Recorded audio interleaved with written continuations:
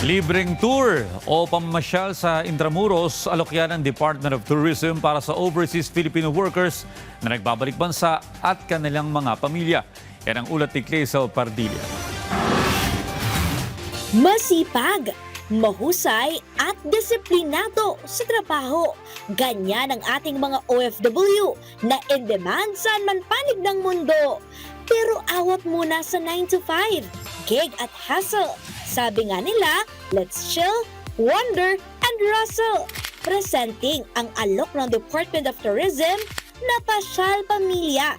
Ang bida, ang ating mga OFW na balik bansa. Layo ng DOT na bigyang pugay ang ating mga modern day heroes sa pamamagitan ng libreng tour sa Intramuros, Maynila. Ang sarap ng pakiramdam kasi parang ngayon lang ako nakalaya na masarap pala magpasyal-pasyal. Tampok sa Pasyal Pamilya ang libreng tour sa mga heritage attractions tulad ng Centro de Turismo. Para kang nag-time machine noong panahon ng Kastila. Makikita kasi ang mga Spanish era-inspired architectures, historical at cultural display.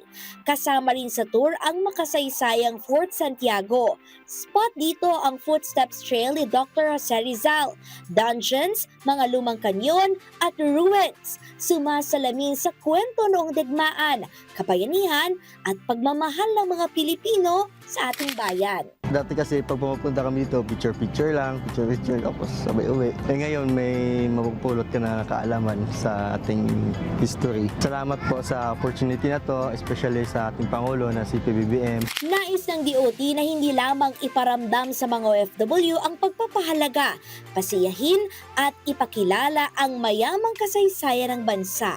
Magtatagal ang Pasyal Pamilya hanggang May 31. Open to all OFWs at returning migrant workers. Pwedeng magsama ng 4 na companions. Kaya naman, tara na, ipasyal na ang pamilya. Clazel Pardilla para sa Pambansang TV sa Bagong Pilipinas.